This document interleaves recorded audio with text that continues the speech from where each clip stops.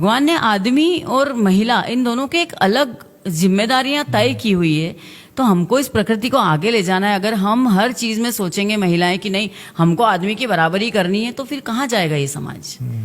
अगर आप किसी डांस में या डिस्को में जाते हैं तो वहां पे कपल एंट्री क्यों होती है? क्योंकि अगर महिला एक आदमी के साथ रहेगी तो वहां पे नॉनसेंस होने के चांसेस नहीं है। अगर महिला ही नॉनसेंस करने लगेगी तो फिर ये समाज कैसे चलेगा, संस्कृति राष्ट्र कैसे बचेगा? फिर तो सब कुछ खत्म है। आजकल महिलाएं नशा भी कर रही है, तो भाई आदमी को थोड़ी बच्चे पैदा करने, महिला को बच्चे पैदा करने ना। उसकी जो फर्टिलिटी पावर है वो खत्म हो रही है। आईवीएफ सेंटर खुल रहे हैं इतने सारे।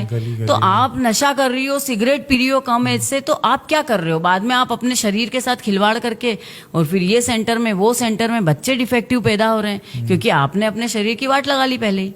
आदमियों से बराबरी कब तक करनी है? जब तक आदमी 1 लाख रुपए कमा रहा है और अपन 10,000 रुपए कमा रहे हैं, तो हम उस आदमी से शादी कर सकते हैं। अरे भाई लड़की अगर 1 लाख रुपए कमा रही है और लड़का 10,000, तो भी शादी करो, बराबरी करो ना। फिर फर्क क्यों पड़ना चाहिए? जहां आपका बेनिफिट है वहां आपको आदमियों से बराबरी करनी है, और जहां आपको लग रहा है नहीं नहीं ऐसा कैसे, आदमी को ज्यादा कमाना चाहिए, क्यों? अब जैसे एक कार्यक्रम में थे हम लोग, तो एक प्रोफेसर साहब कहीं से बड़े खड़े होके बोले मेरी बेटी भी 1 लाख रुपए कमाती है और मेरा दामाद भी 1 लाख रुपए महीने कमाता है, पर मेरी बेटी रोटी बनाती है, मेरा दामाद रोटी नहीं बनाता है। कल को आप बोलोगे कि दोनों एक जितना कमाते हैं, मेरा दामाद प्रेग्नेंट होएगा, बेटी नहीं होएगी। अब परिवार के लिए अगर हम रोटी बना रहे हैं तो ये हम प्रेम से बना रहे हैं। हम कोई बराबरी या प्रतियोगिता नहीं चलती। परिवार क्यों होता है?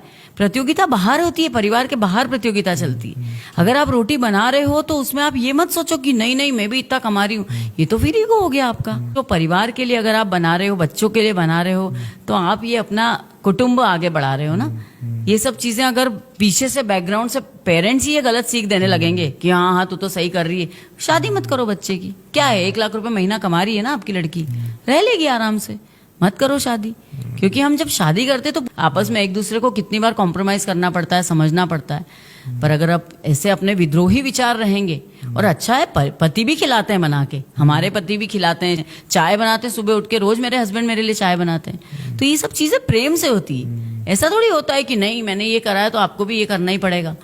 और हस्बैंड से भी मैं यही बोलूंगी कि अगर वाइफ की तबीयत खराब है या कुछ काम है तो आप लोग भी उसमें कॉम्प्रोमाइज कीजिए, आप लोग भी उनकी हेल्प कीजिए। ऐसा नहीं है, पर ये कोई बाउंडेशन नहीं होनी चाहिए।